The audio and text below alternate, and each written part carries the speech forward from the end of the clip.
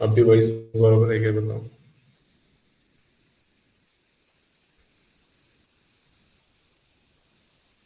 अभी वही सारी की नहीं आ रही बराबर?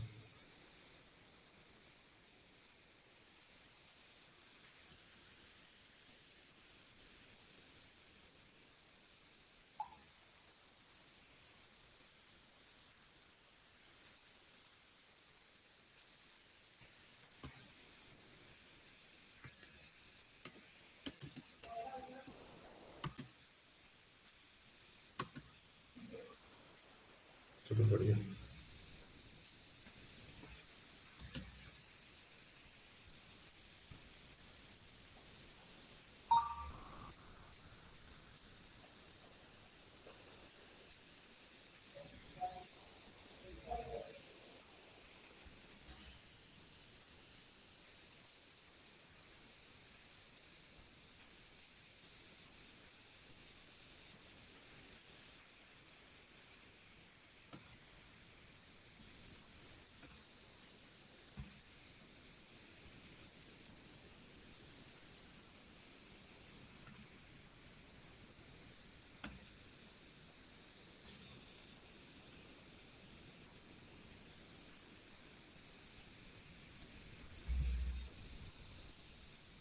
स्क्रीन दिख रही है ना?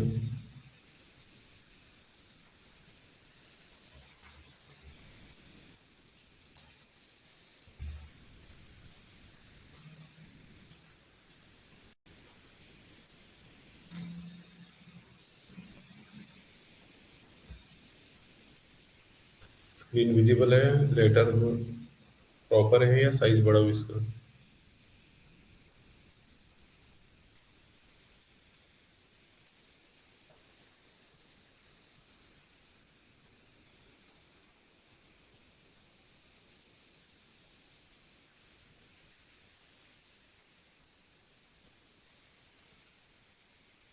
चलो देखो। साइंस का 6 चैप्टर पढ़ रहे हैं, साइंस 2 का, एनिमल क्लासिफिकेशन। मैंने ऑफलाइन क्लास में 2-3 लेक्चर ले ही लिया था, फिर भी बेसिक से फिर से स्टार्ट करते हैं। इसके लिए तुम नोट्स भी रेफर कर सकते हैं, तो इसको मैं थोड़ा सा अभी 1-2 क्लास हो सकता है कि एडजस्ट करने, थोड़ा फ्लो बनाने के लिए लग जाए। पर देखते हैं, जैसे जैसे क्लास आगे बढ़ेगी वैसे वैसे और चीज़ें समझ में आती है। ठीक है, तो और कुछ नया कर सकते हैं। देखते हैं ज़्यादा से ज़्यादा समझने की। मुझे एक चीज़ बता देना कि मेरे पढ़ाने के साथ साथ साथ वॉइस मैच हो रहा है या नहीं, कि डिले हो रहा है, ये चीज़ बताते जाना। ठीक है, कुछ प्रॉब्लम रही तो हैंड राइज करके उस स्पीकर में बात कर सकते हो, आपकी वॉइस आती है यहाँ तक, अगर हैंड राइज एक्सेप्ट करते हैं तो। ठीक है, तो एनिमल क्लासिफिकेशन ये चैप्टर पढ़ रहे थे। साइंस 2 में 6, 7 और 8 चैप्टर बहुत ही इंपॉर्टेंट था। ठीक है, ये बहुत मतलब मास कवर करते हैं। इसके लिए मैंने आपको ये भी भेज दिया था ग्रुप में, चैप्टर वाइज मार्क्स डिस्ट्रीब्यूशन, थोड़ा सा उसकी हेल्प लो पढ़ाई के लिए। तो एनिमल क्लासिफिकेशन, तो जब भी ये क्लासिफिकेशन का चैप्टर पढ़ते थे 9th में, प्लांट क्लासिफिकेशन लिखे थे, तो उसमें भी सबसे पहले ये क्वेश्चन आया था कि what is the need of classification. ठीक है, और क्राइटेरिया क्या, क्राइटेरिया से हम लोग एनिमल को क्लासिफाई कर सकते हैं। तो ठीक है, तो ये नोट्स मैंने लिया हूँ, नोट्स से समझने की कोशिश करेंगे। कुछ चीज़ें मेरे को लगा कि एक्स्ट्रा बतानी है, ऐड करनी है, तो मैं ऐड भी करते चलूंगा। ठीक है,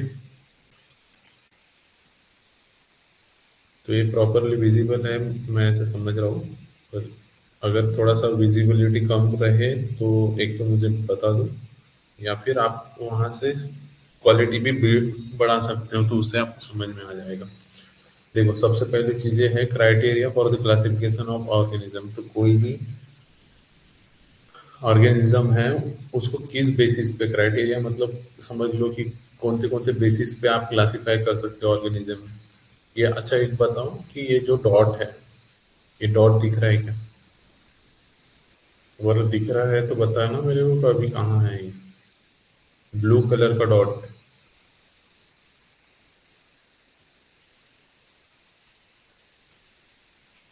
ब्लू कलर का डॉट विजिबल है क्या?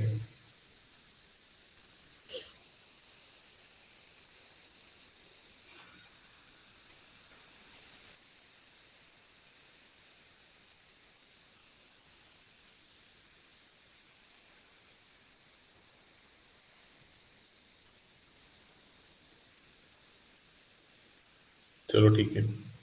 मैं इसलिए बोल रहा था क्योंकि वो कैसे कंसंट्रेशन आपका बना रहता है उसमें, अगर डॉट दिखता है तो, कि मैं क्या चीज़ें समझा रहा नहीं समझा रहा, इसलिए ठीक है। चलो बेस्ट है कि वो दिख रहा है अभी।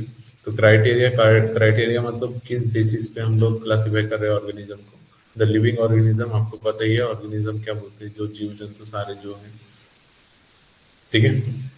वो सारे ऑर्गेनिज्म, उसमें लिविंग मतलब जो जिंदा रह रहे हैं, तो लिविंग ऑर्गेनिज्म जो जिसमें ग्रोथ हो रही है, रिप्रोडक्शन हो सकता है, ये सारी चीजें living organism. Living organism are classified according to their basic characteristics, उनकी बेसिक कैरेक्टरिस्टिक्स है,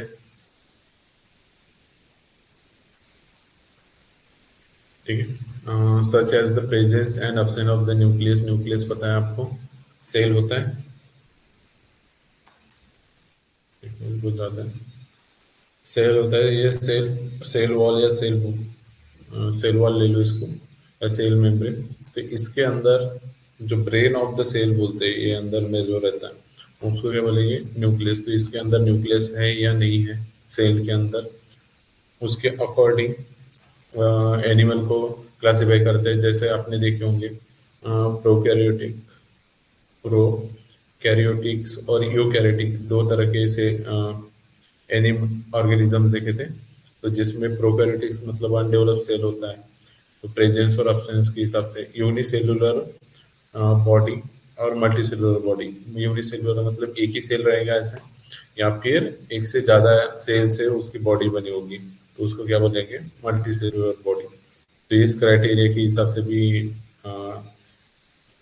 क्लासिफाई करते हैं presence and absence of the cell wall. तो देखो, presence and cell absence of the cell wall, तो सेल वॉल क्या होता है, देखो ये सेल है समझ लो, तो सेल मेम्ब्रेन जनरली एनिमल में रहता है, और सेल वॉल ऊपर से एक प्रोटेक्टिंग कवरिंग रहती है, ऊपर से एक प्रोटेक्टिंग और कवरिंग देती है। जैसे देखो एनिमल्स है, ऑर्गेनिजम्स है, तो वो मोशन कर सकते हैं, एक जगह से दूसरी जगह जा सकते हैं, तो उनको और एक्स्ट्रा प्रोटेक्शन की जरूरत नहीं होती है, तो इसलिए समझ लो नहीं दिया है। पर जैसे पेड़ पौधे हैं, उनको सेल वॉल दिया है कि वो एक जगह से दूसरी जगह नहीं जा रही, खुद की प्रोटेक्शन नहीं कर पा रहे, इसलिए तो ये एनिमल व प्लांट इस हिसाब से क्लासिफाई कर लेते हैं ऑर्गेनिज्म को। Mode of the nutrition in इन दे, किस तरह का वो न्यूट्रिशन है उनमें, इसके हिसाब से न्यूट्रिशन के टाइप के हिसाब से उनको क्लासिफाई करते हैं। अब देखो इसमें प्लांट क्लासिफिकेशन, प्लांट को किस तरह से क्लासिफाई कर सकते हैं और एनिमल को किस तरह से क्लासिफाई कर सकते हैं, ये चीजें दी है। तो plant are classified according to following basis, तो प्लांट को नीचे दिए गए क्राइटेरिया के हिसाब से क्लासिफाई करते हैं। Presence and absence of the organ, plant में कौन से ऑर्गन प्रेजेंट है या absent है, उसके बेसिस के हिसाब से। देखो जैसे देखे होंगे, अगर फिफ्थ सिक्स में रहे होंगे तो उसमें कोई ऐसे प्लांट्स होते हैं जिसमें फ्रूट्स आते हैं, किसी में नहीं आते, या फिर कोई फ्लावर्स देंगे कोई नहीं देंगे, तो उसके हिसाब से वो प्लांट को क्लासिफाई कर देते हैं, ठीक है। उसके बाद presence and absence of the separate conducting tissues for the conducting the food and water. तो आपको पता है ये फूड, आप बताइए मुझे, फूड कंडक्ट करने वाला क्या रहता है और वाटर कंडक्ट करने वाले कौन से टिश्यूज होते हैं प्लांट के अंदर, ये आपको चीजें पता क्यों हुई है बहुत बार।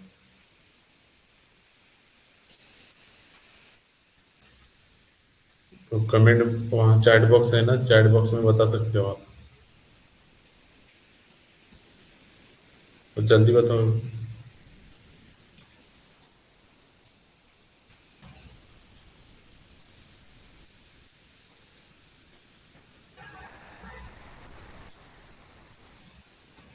नहीं याद आ रहा, देखो एक जाइलम और फ्लोएम करके बताया था।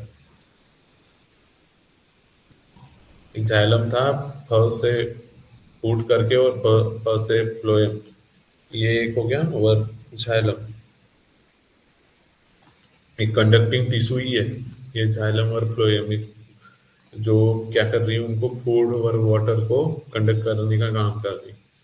ठीक है, तो इनके हिसाब से भी प्लांट को क्लासिफाई कर दिए।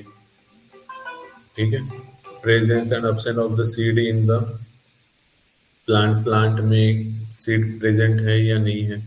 ठीक है, मतलब जो फ्रूट्स उससे निकलेगा ना, उसके अंदर सीड आ रही है या बिना सीड वाला है, उसके हिसाब से क्लासिफाई कर देते हैं। Whether seed are they enclose in the fruit or not. Seed seed तो आ रही, बट वो फ्रूट के अंदर क्लोज है, इनक्लोज है या नहीं है, उसके हिसाब से। कोटिलीडॉन्स इन अ सीड, कोटिलीडॉन्स मतलब देखो वो जो अपने बचपन में चंगा पोके होंगे, जो मतलब जैसे इमली का बीज रहता है ना, तो इमली के बीज को दो इक्वल पार्ट में वो सेपरेट हो जाता है, तो उसको कोटिलीडॉन के हिसाब से, तो वन वन और टू एक ही है, मतलब वो सेपरेट ही नहीं हो रहा, तो उसके हिसाब से भी प्लांट को क्लासीफाई कर देते हैं। तो ये अलग अलग क्लासिफिकेशन के, देखो ये बुक में देखोगे ना, तो प्लांट का क्लासिफिकेशन के लिए एक क्वेश्चन दिया है, तो हो सकता है आपको 1-2 मार्क के लिए पूछ दे, write a short note on the class any plant classification, तो ये चीजें लिख सकते हो। एनिमल क्लासिफिकेशन तो छोड़ना ही नहीं है, वो तो सारी चीजें पढ़नी ही है। ठीक है, पर ये चीज, ये प्लांट क्लासिफिकेशन किस बेसिस पे करते हैं, एनिमल क्लासिफिकेशन किस बेसिस पे करते हैं, ये इतना ज्यादा इम्पोर्टेंट है नहीं। ठीक है, तो इसको उतना इम्पोर्टेंस दो मत, पर पढ़ लो, क्योंकि नवोदय के तुमने फॉर्म भरे होंगे शायद, तो नवोदय के फॉर्म में थोड़ा सा चीजें एक्स्ट्रा की आ सकती है, तो एमसीक्यू के हिसाब से याद रख लो। ठीक है, एनिमल क्लासिफिकेशन में they are the great diversity. अच्छा, डाइवर्सिटी का मतलब क्या होता है? डाइवर्सिटी का मतलब क्या होता है, और लिखते चलो चैट बॉक्स में। ठीक है, तो कैसे अटेंशन तुम्हारा बना रहेगा। डाइवर्सिटी अमोंग द एनिमल मतलब वेराइटी बोल सकते हैं। ठीक है, there are the great diversity among, among के बीच में किसके, एनिमल्स के, ऑन द और देखे होंगे चार पैर वाले एनिमल्स भी देखे होंगे, तो उसमें बहुत सारे मिलते हैं। देखो पेट एनिमल्स में डॉग्स आ गया, कैट आ गई, भेड़ बकरियां आ गई। ठीक है, काऊ आ गई। ठीक है, इसमें भी कितने वेराइटी है, उसमें भी देखो चार पैर में ही जंगली में झेब्रा आ गया। ठीक है, इससे सारी चीजें, इतनी सारी वैरायटी आ सकती है। एनिमल क्लासिफिकेशन में देखते हैं, there are 7 million species of the different animal, animals के कितने 7 मिलियन स्पेसीज है। ठीक है, प्रजाति मतलब देखो झेब्रा एक प्रजाति होगी, उसके बाद ह्यूमन बीइंग, तो इस तरह से कितने 7 मिलियन प्रजाति है एनिमल्स में। तो ये एमसीक्यूज में आने के चांसेस है, पर ये इतना रेयर है। ठीक है, depending upon the similar and different similarities and differences among these animals, there have been classified classi- classified। देखो ये क्लासिफिकेशन का जरूरत क्यों पड़ा है वो तो पता ही है आपको, कि क्लासिफाई नहीं करते तो इतने 7 मिलियन जो स्पेसीज है उनकी स्टडी करने के लिए कितना समय लग जाता था आपको, इसलिए उनको क्या कर दिए, जैसे सिमिलर दिखने वाले, सिमिलर कैरेक्टरिस्टिक्स रहने वाले, उनकी हैबिट, हैबिट और हैबिटेट आपको पता है। हैबिट मतलब वो किस तरह से बिहेव कर रहे हैं, पर हैबिटेट मतलब कहाँ रहने की उनकी आदत पड़ी है, क्या कैसे है, तो ये सब चीजें,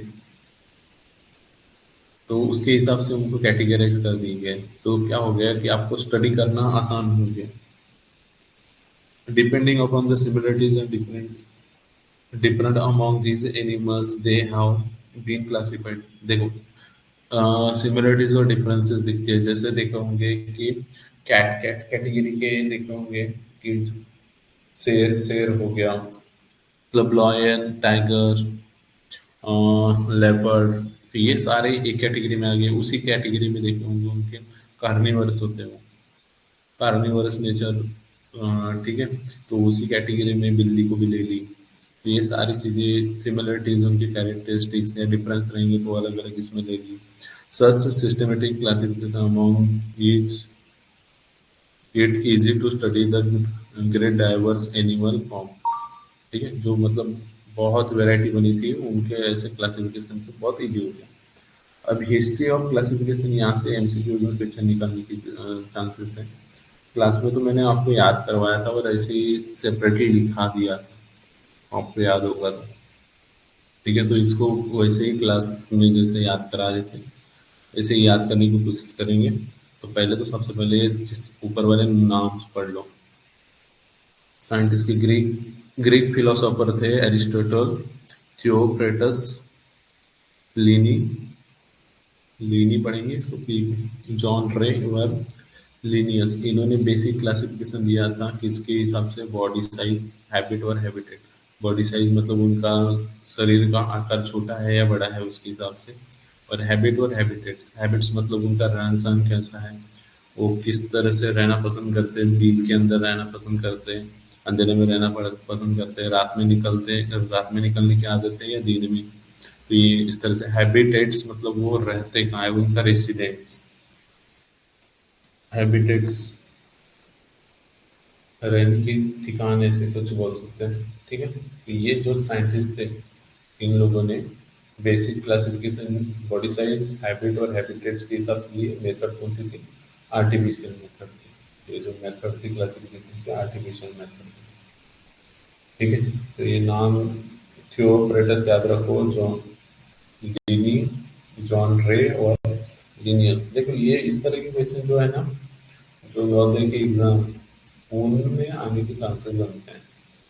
ठीक है, एमसीक्यू में ये बोर्ड के एग्जाम में इतना दिमाग नहीं लगाएंगे कि ये साइंटिस्ट के नाम दिए और बोल रहे हैं कि किस बेसिस पे इन्होंने क्लासिफिकेशन करा है।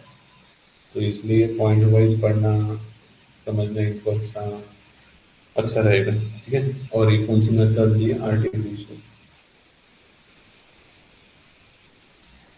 ठीक है, उसी तरह सेकंड फिर साइंटिस्ट आए, दो साइंस का है, दो हैंस का होंगे, शेड तो साइलेंट। दो हैंस काय एंड मेयर, दो हैंस काय एंड मेयर, इन्होंने किस बेसिस पे क्लासिफाई करा, तो इन्होंने बॉडी का ऑर्गेनाइजेशन, बॉडी का ऑर्गेनाइजेशन, ये बॉडी का ऑर्गेनाइजेशन हम पढ़ने वाले हैं। ये इंपॉर्टेंट चीजें यहाँ पे, बॉडी ऑर्गेनाइजेशन किस तरह से। ठीक है, उसके बाद टाइप ऑफ सेल, किस तरह से प्रोकैरियोटिक है, ये यूकेरियोटिक है, इस तरह से। उसके बाद क्रोमोसोम्स की संख्या कैसी कितनी है उनके हिसाब से। बायोकेमिकल प्रॉपर्टीज, बायो मतलब इन्वायरमेंट के उनके केमिकल कैसे रिएक्ट कर रहे हैं, तो ये सारे क्राइटेरिया को यूज करके दो हैंस की, हैंस का है एंड मेयर ने क्लासिफाई। मेथड कौन से, इनका नेचुरल मेथड होता है क्लासिफिकेशन, इनका नेचुरल मेथड का क्लासिफिकेशन का। Scientist Carolus, Carolus पढ़ेंगे। Basis of the classification, presence and option of the notochord. तो नोटोकॉर्ड पर क्या होता है ये पढ़ेंगे अभी। तो नोटोकॉर्ड क्या होता है, ये दिख रहा है ये नोटोकॉर्ड, ये जो पीछे में एक सपोर्टिंग रॉड जैसे दिख रहा है, इसको क्या बोलेंगे, नोटोकॉर्ड्स बोलते हैं। कॉर्डेट्स में रहेंगी एक, मतलब उनको स्ट्रेट रहने के लिए सपोर्ट करती है, प्रॉपर स्ट्रक्चर बनाती है। तो इसके नोटोकॉर्ड देखिए ये चैप्टर में ज़्यादा से मतलब उसके ऊपर है चीज़ें।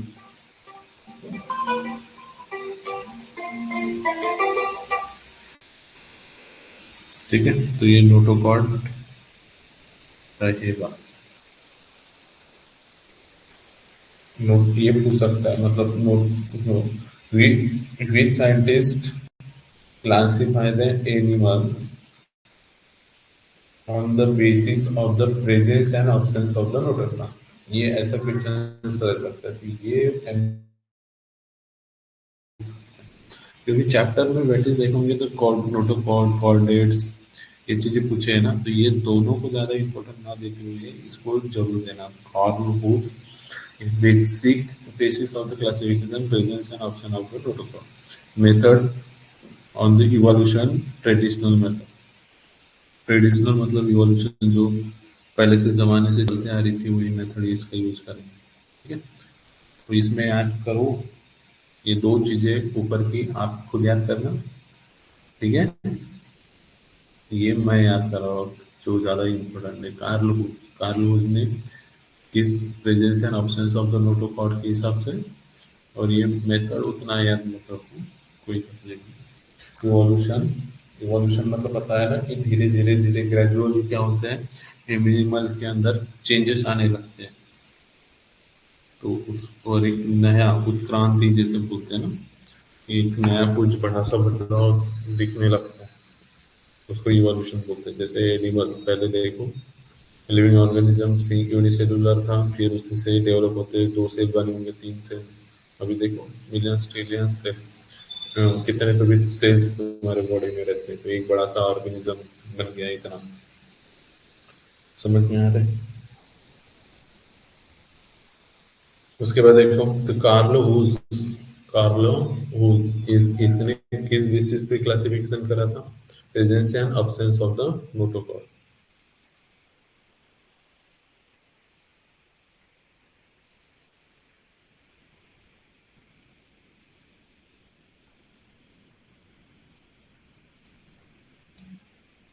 एक मिनट।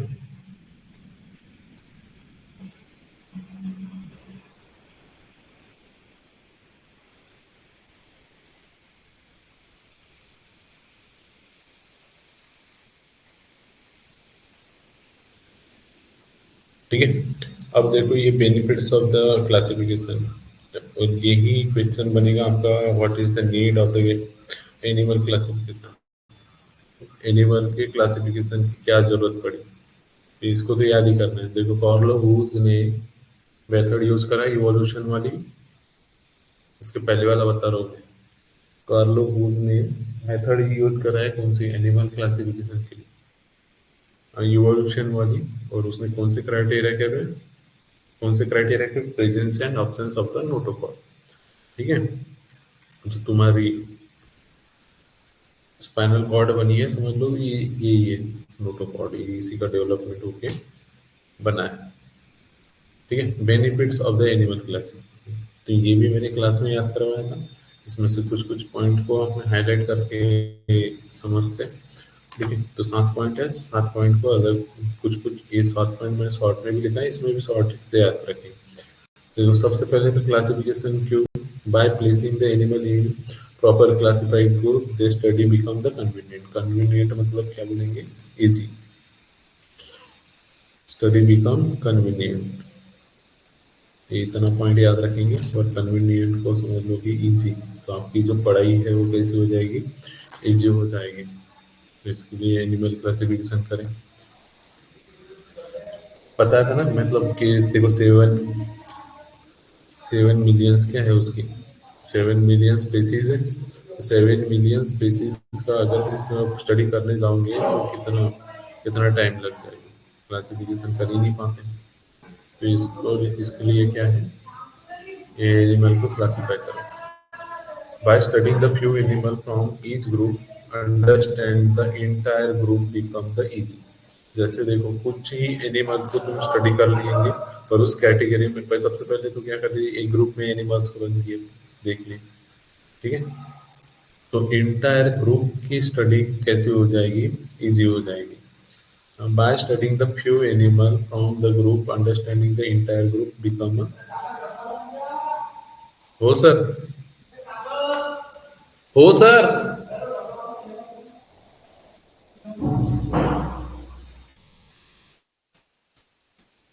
स्टडी बिकम, देखो कुछ ही एनिमल की क्या करोगे तुम,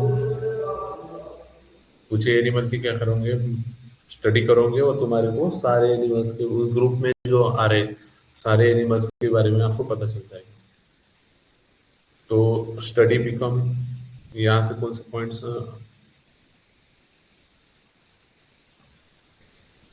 स्टडी फ्यू एनिमल की स्टडी करके आप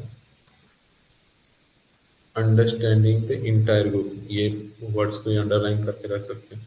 मतलब आपने स्टडी करे कितने के, फ्यू एनिमल्स, फ्यू मतलब कुछ ही एनिमल की स्टडी करे, और इंटायर ग्रुप आपको क्या हो गया, अंडरस्टैंड हो गया।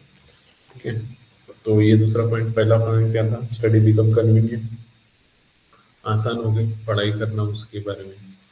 ठीक है। और उस दूसरे पॉइंट में कुछ एनिमल को तुमने स्टडी करे और उसके ग्रुप में आने वाले सारे एनिमल्स के बारे में आपने एकदम 100% एक्यूरेट नहीं पर कुछ तो भी आइडिया लगा ही ली। जैसे जैसे एनिमल प्लांट, टाइगर वाले ग्रुप में, टाइगर वाले में देखो आपने लॉयन के बारे में स्टडी कर ली, आपको समझ में आ गया कि टाइगर की हैबिट्स कैसे हो सकती है, क्या कर सकता है।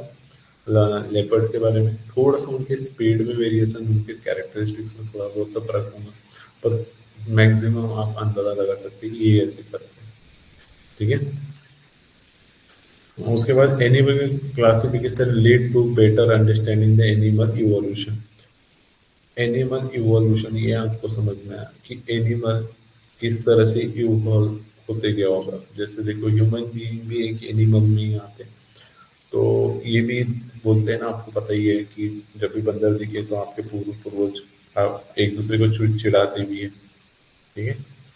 तो उसी तरह देखो तो पहले समझ लो वो चार पैर पे चल रहे, उसके बाद तो इवॉल्व होके गोरिल्ला चिंपैंजीज देखे होंगे दो पैर पे खड़े रह पा रहे, है ना, चल तो रहे चार पैर पर कहीं ना कहीं वो स्टैंड कर पाते। तो वही से समझ में आया फिर।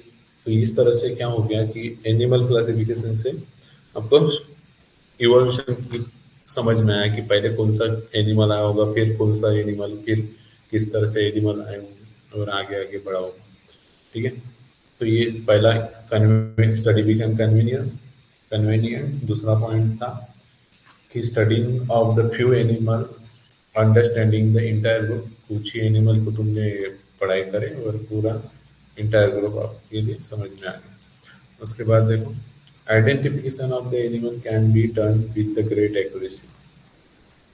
देखो आइडेंटिफिकेशन, एनिमल के बारे में पता करना ग्रेट एक्यूरेसी के साथ, ये आपको समझ में आया क्लासिफिकेशन के सारे बारे में कि ये एनिमल कैसा हो सकता है। जैसे देखो पहले समझ लो कि शेर शेर मतलब लॉयन दिखा होगा, फिर कुछ दिनों बाद समझ लो टाइगर दिखा होगा। तो आपने शेर के बारे में पता चल चल गया था कि इसके आगे जाना मतलब मौत को बुलावा देना है, ये क्या है, उसका नेचर कैसा है, कार्निवरस, वो अटैक करेगा, मार देगा। तो उसी के जैसे समझ लो बाद में टाइगर दिखा होगा, तो टाइगर को देख के आपने क्या अंदाजा लगा ली कि वो भी अटैक कर सकता है। तो उसके बारे में देखो ग्रेट एक्यूरेसी, आपने एक्यूरेसी लिख दी कि ये एनिमल किस तरह से हो सकता है। तो मैं ये समझाने के लिए एग्जांपल दे रहा हूँ। तो ये इस तरह से हो सकता है, ग्रेट एक्यूरेसी के साथ बता सकते हो ये ऐसे ही होगा। ठीक है। तो ये चार पॉइंट पहले देखो, पहला स्टडी बिकम कन्वीनियंट। और ये जब मैं पॉइंट रिवाइज करा रहा हूँ तो उस टाइम पे स्क्रीन की तरफ नहीं देखना है, आपने आईज क्लोज करो और रिकॉल करने की कोशिश करो साथ साथ में।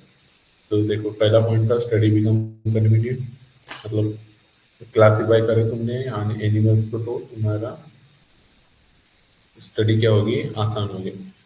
स्टडी करे आपने कुछ ही फ्यू एनिमल की, studying of the few animal from the group, group में से कोई ही कुछ ही एनिमल को तुमने स्टडी करे तो तुम्हारे इंटायर ग्रुप के बारे में आइडिया लगे कि कैसे था, इजी इजी हो गया। फिर उसके बाद थर्ड था एनिमल इवोल्यूशन किस तरह से हुआ, वो समझना है। और उसके बाद देखो ग्रेट एक्यूरेसी के साथ तुमने कुछ आइडेंटिफाई एनिमल को आइडेंटिफाई कर सके। ठीक है।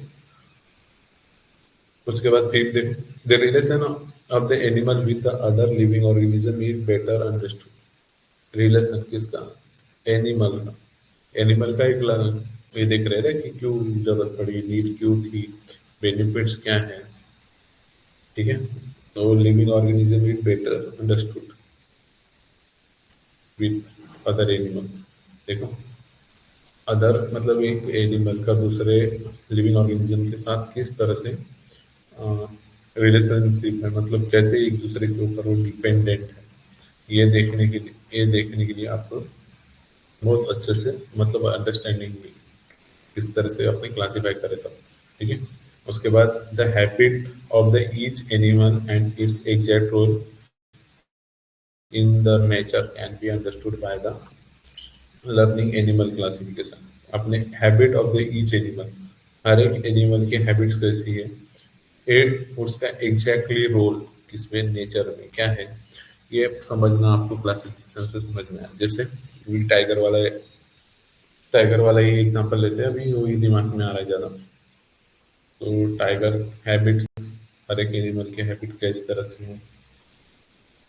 तो टाइगर के क्लास क्लास वाले जितने भी हैं, समझ में आया? तो उनकी हैबिट्स कैसी होंगी कि वो रात में शिकार के लिए निकलेंगे अंधेरे में, उनको रात में दिख रहा होगा।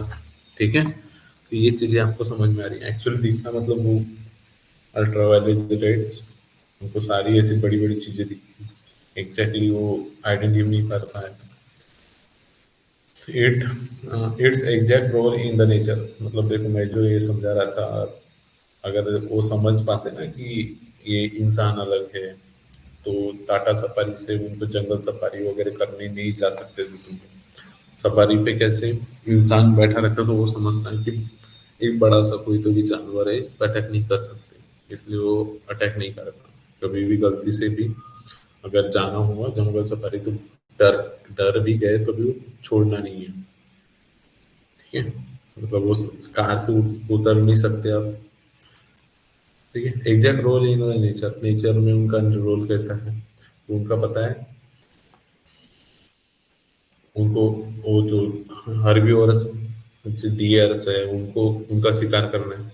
अगर समझ लो उनका शिकार ना करे तो वो बाकी चीजों का बहुत बर्बाद कर देंगे, इसलिए उनको उनका रोल अदा करना है।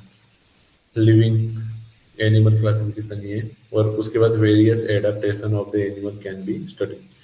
किस तरह से उन्होंने बहुत सारे एडाप्टेशन करे, एडाप्टेशन मतलब एडजस्टमेंट बोल सकते हैं, मतलब ग्रहण, एक्सेप्शन, एक्सेप्ट करे, एक्सेप्ट मतलब वो लिए नेचर के साथ।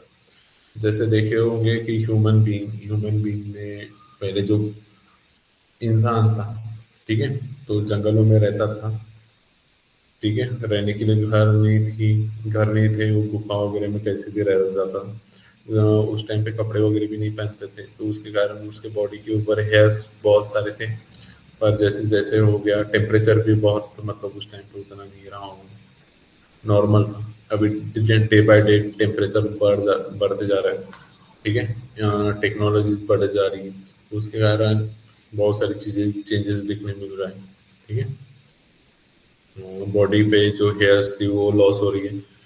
उसके बाद देखो, पहले जंगलों में रहता था, एक बंदर से एक पेड़ से दूसरे पेड़ पे उनको जंप करना पड़ता, तो बॉडी बैलेंस के लिए टेल थी, तो टेल भी चली गई। तो ये सारी किस तरह से उन्होंने एडाप्टेशन करे, ये सारी चीजें समझ में। तो ये एनिमल क्लासिफिकेशन का इम्पोर्टेंस था।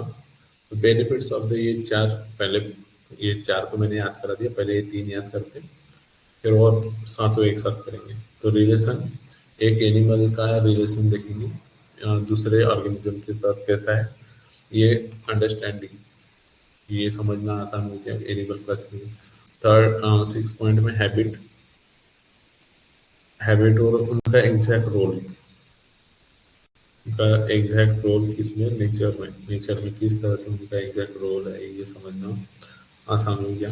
और वेरियस एडाप्टेशन, उसने किस तरह से खुद को जिंदा रखने के लिए ये सब चीजें क्यों कर रहे हैं, खुद को जिंदा रखने के लिए किस तरह से उन्होंने एडाप्टेशन करे, तो ये सारी चीजें। तो चलो, फिफ्थ वाला point, relation of the animal with the और अदर ऑर्गेनिजम्स, अंडरस्टूड हो गया। उसके बाद six point, habit of the each animal, उसके हैबिट कैसे है हर एक एनिमल के साथ।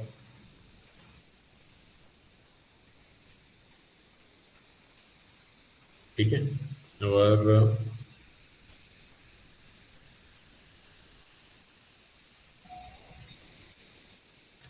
और वेरियस एडाप्टेशन, उसके एडाप्टेशन, खुद को जिंदा रखने के लिए एडाप्टेशन कैसे करें।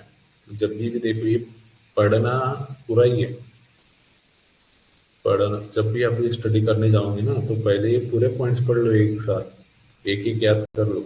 मतलब ये पूरा स्टार्टिंग से पढ़ना है, ऐसा नहीं कि बस ये पॉइंट्स याद कर लेंगे, बहुत बार ऐसे भी करते हो तुम लोग कि पॉइंट्स पॉइंट्स याद कर लेंगे, एग्जाम में लिख लेंगे अपने हिसाब से, फिर याद ही नहीं आता कि मैं आगे आगे पीछे कैसे लिखूं। इसलिए पहले पूरा पढ़ लो, उसके बाद ये वो पॉइंट ऐसे ही याद करना, पूरे साथ के साथ एक साथ नहीं करना।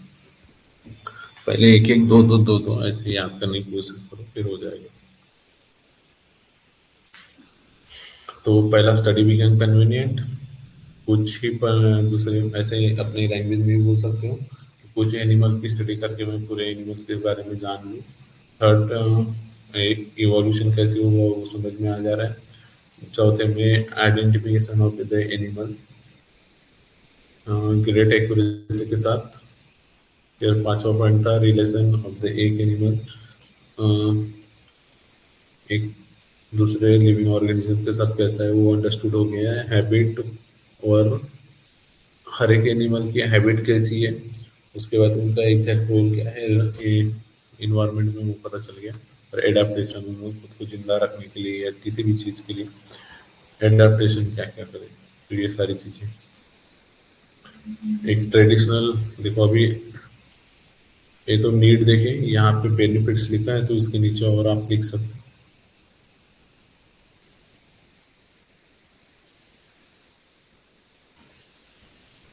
यहाँ पे नीड करके भी लिख सकते हो। यहाँ से क्वेश्चन आ सकता है आपको, right a short notes on benefits of the animal classification and need or need of the animal classification। ये 7 पॉइंट आप याद कर लो अच्छे से। ठीक है, अच्छा याद हुए क्या? याद हो गए होंगे तो इस करके लिखो।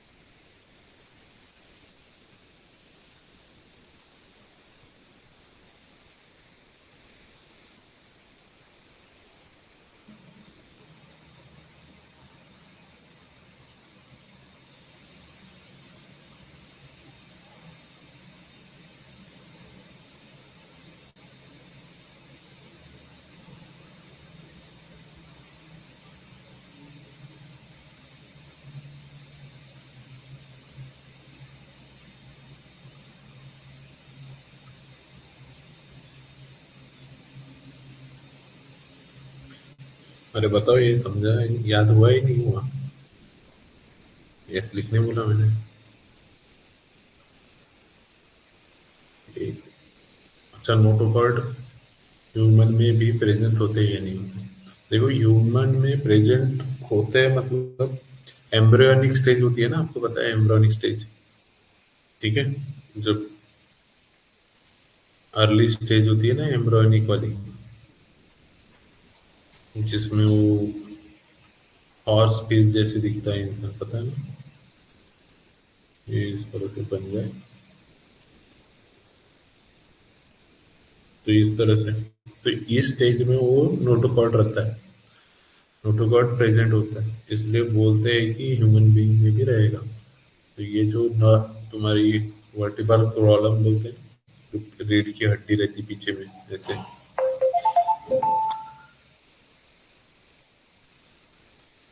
ठीक है, तो इसमें जो कार्टिलेज बना रहता है, कार्टिलेज समझता है? देखो एक हड्डी रहती है जो स्ट्रांग रहती है, कार्टिलेज मतलब सॉफ्ट वाली हड्डी, कार्टिलेज मतलब सॉफ्ट वाली हड्डी रहती है ना, तो ये सॉफ्ट वाली हड्डी में कन्वर्ट हो जाता है ये नोटोकॉर्ड। ये जो नोटोकॉर्ड यहाँ रहेगा ना, ये सॉफ्ट वाली हड्डी में कन्वर्ट हो जाएगा। ठीक है, समझा?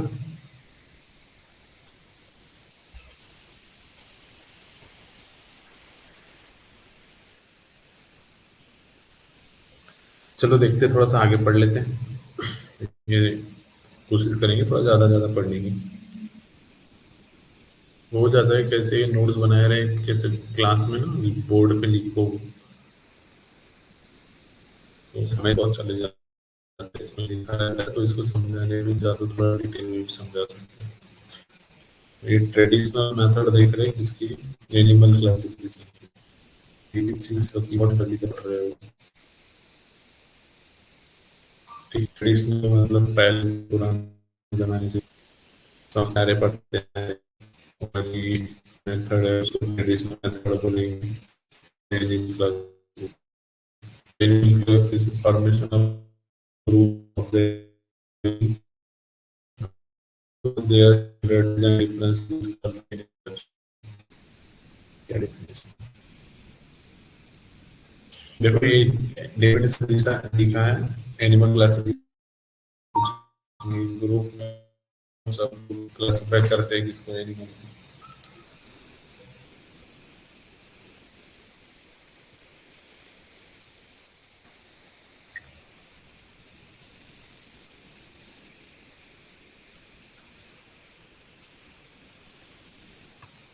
ठीक है, तो उसको एनिमल क्लासिफिकेशन नोटोकॉर्ड देखो, नॉन कॉर्डेट्स पर कॉर्डेट्स की क्लासिफिकेशन मैंने बताया था। और क्लासिफिकेशन जब भी आता है तो ऐसे पार्ट करके दो इसमें इधर उधर लिखना है, जैसे एक के नीचे एक नहीं लिखते। तो यहाँ पे उस टाइम पे जब नहीं रहा था तो ये नोट्स में बनाते हैं, ऐसे ही बनाया। नोटोकॉर्ड मतलब प्रेजेंट्स नॉन कॉर्डेट्स, कॉर्डेट्स और नॉन कॉर्डेट्स।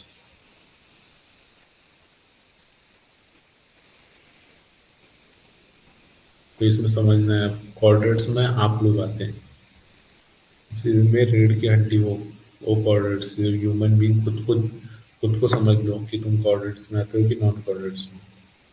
तो नेगेटिव नहीं हो तो नॉन मत ले लेना, तुम ह्यूमन बींग यहाँ पे। ठीक है, ह्यूमन बींग यहाँ पे आएंगी तो कॉर्डिनेट्स में खुद को समझो कि देखो मैंने भी बोला था ना कि प्रेजेंट रहता है या नहीं, अभी भी देखो यहाँ पे लिखा है प्रेजेंट करके।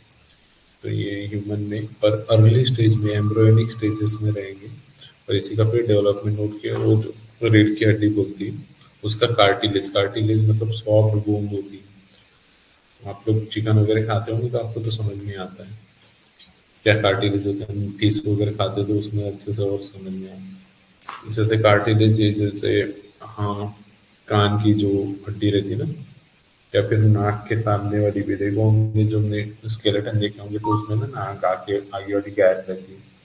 पर यहाँ पे अपने नाक को लगा के एकदम सेंटर पे हाथ लगाओ तो वहाँ पे अभी तो है ना, तो वो जो बना हुआ है देखो इजीली मुड़ भी जाता है, वो लेफ्ट राइट कर लो, अप डाउन कर लो, तो वो कार्टिलेज है। तो ऐसे सॉफ्ट बोन। तो ये पहले देखो खुद को समझ लो कि नोटोकॉर्ड होता है, यस, कॉर्ड कॉर्डेट में होता है। अब फेरेंजियल गिल्स, तो ये फेरेंजियल गिल्स जिससे वो मछलियाँ वगैरह क्या करती है, दिख रहे हैं ऐसे कान के पास में छोटे छोटे ऐसे, ये दिख रहे हैं ये बने हुए, तो फेरेंजियल गिल्स है। यहाँ ये मछलियाँ देती कैसी है ऑक्सीजन एक्चुअली, तो ये फेरेंजियल गिल के पास से पानी जाता है। यहाँ से जैसे पानी पास होगा तो वो पानी में से ऑक्सीजन फेरेंजियल गिल्स एब्जॉर्ब कर लेते हैं। तो यहाँ पे गेल स्लिट्स ये दिख रही है ना, तो ये कॉर्डेट्स में होगी। तो फिर बोलेंगे कि हमारे में क्यों नहीं दिखती, आपने बोले यहाँ ह्यूमन बीइंग इंसान का नाम लिख दिया इतना, फिर दिखती क्यों नहीं है? तो ये वही एम्ब्रियोनिक स्टेज में जब इतने से रहेंगे ना तुम लोग पेट के अंदर, ठीक है, तो उसमें दिखेगी यहाँ पे। यहाँ पे दिखेगी, और जैसे ही बड़े होते जाओगे तो फिर वो नहीं दिया नहीं रहता। तो इसमें देखो ये प्रेजेंट रहेंगे दोनों में, तो इसका ही उल्टा कौन होता है, नॉन कॉर्डेट्स होता है। इसका उल्टा कौन होगा, नॉन कॉर्डेट्स। तो नॉन कॉर्डेट्स में एब्सेंट एब्सेंट। ठीक है, नर्व कॉर्ड देखो प्रेजेंट रहेंगी, नर्व कॉर्ड कहाँ रहेंगी, प्रेजेंट रहेंगी यहाँ पे। ठीक है, ये दिख रही है। डॉर्सल, डॉर्सल मतलब पीछे। डॉर्सल मतलब क्या हो जाएगा, ये क्या हर बार ठीक ठीक करना पड़ता है इसको। पीछे के साइड में हॉलो मतलब खोखला, खोखली होती है।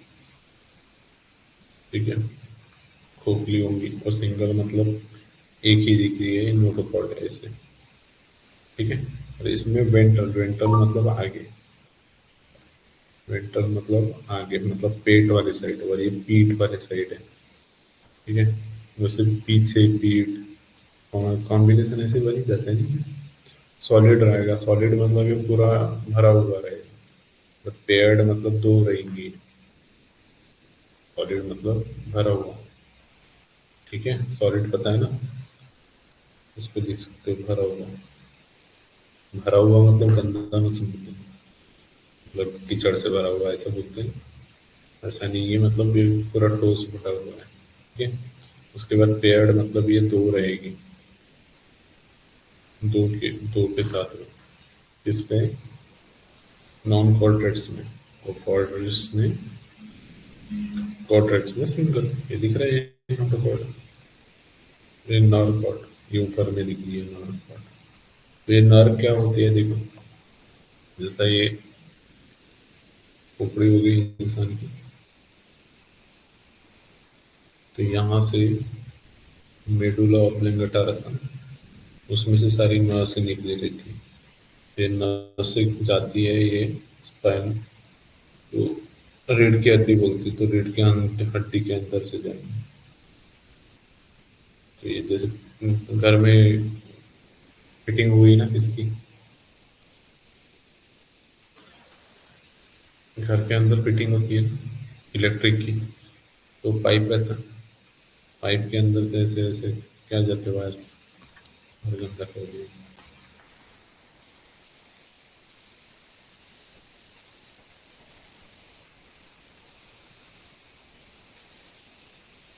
ठीक।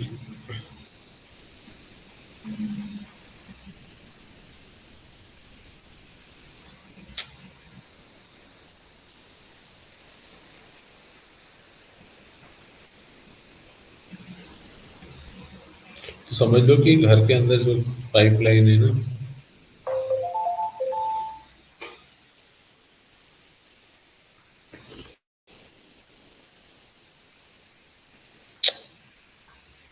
कोई नहीं,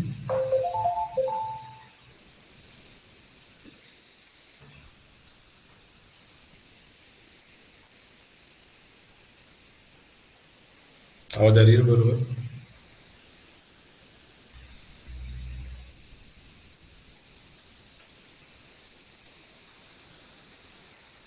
क्या रिपीट करना है।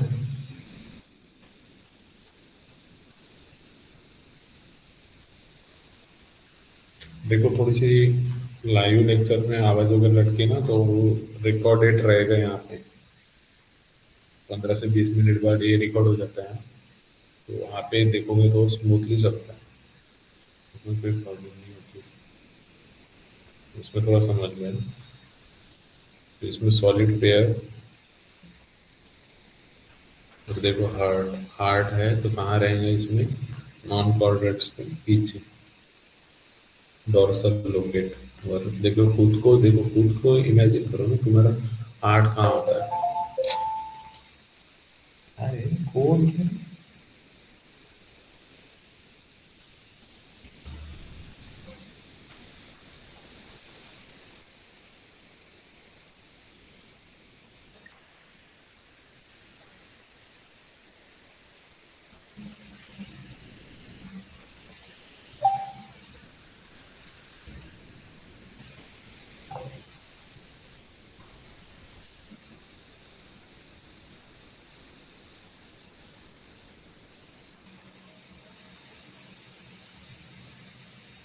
क्या करते हैं ये क्लास में?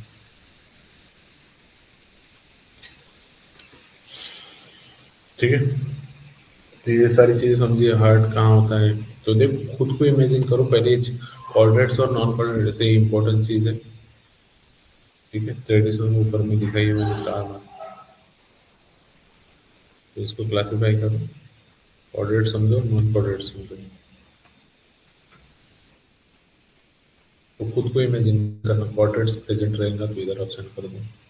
पैरेंशियल एंड एम्ब्रियोनिक स्टेजेस में रहेंगी, तो इधर इंसानों में देखो, ये याद रख लो अलग से, नहीं तो बोलेंगे कि है नहीं, कहाँ दिख रहा है, नोट रिकॉर्ड। फेरेंजियल ग्लैंड्स कहाँ दिख रही है, ऐसे नहीं, एम्ब्रियोनिक स्टेजेस में होती है और इधर एब्सेंट होता है। फिर नर्व कॉर्ड, जिसके अंदर से वो वायरिंग्स गई है समझ लो तुम्हारे पूरे बॉडी में। तो ये पीछे में है, खुद को इमेजिन कर लो पीछे में है, वायरिंग गई है। और वायरिंग जाने के लिए उसके अंदर खोखला होना जरूरी है, इसमें खोखला है। और कैसे है, सिंगल ही है, सिंगल पाइप। तो ये भी खुद को इमेजिन करके लिख सकते हो। हार्ट, तुम्हारा हार्ट किधर है, वेंट्रल साइड में आगे में है।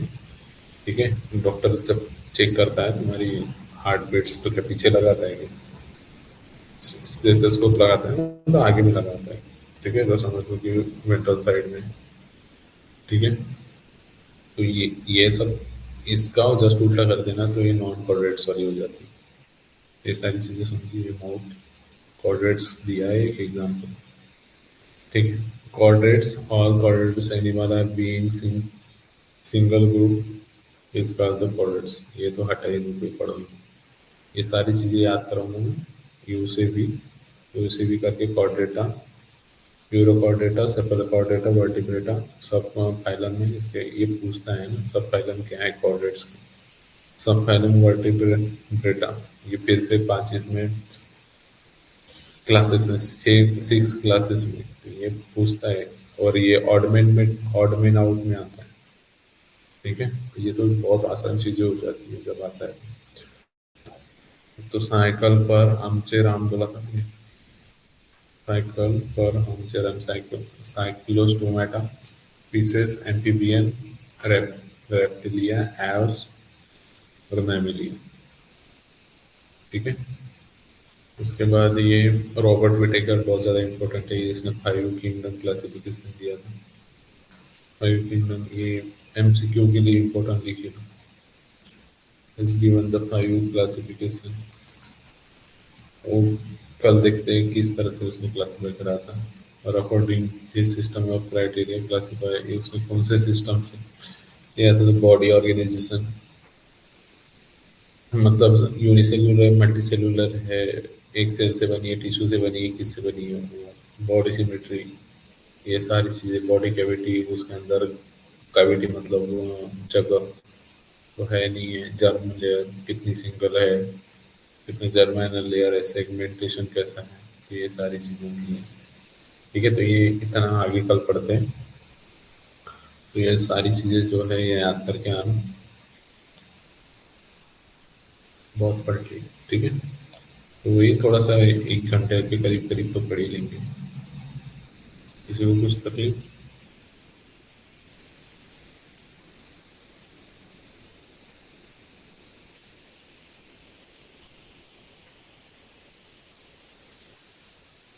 ठीक है, तो इतना नोट्स से पढ़ लो, और थोड़ा टेक्स्ट बुक भी रीडिंग कर लिया करो साथ साथ में, तो हो जाती है। मतलब ऑनलाइन में ना फास्ट होगा थोड़ा सा, तो थोड़ा साथ साथ में करते जाओ तो अच्छा हो जाएगा आपका, टेस्ट भी लेंगे। ठीक है, तो आज यहीं पे एंड करते हैं। ठीक है, पढ़ के आना, कल पूछूंगा मैं।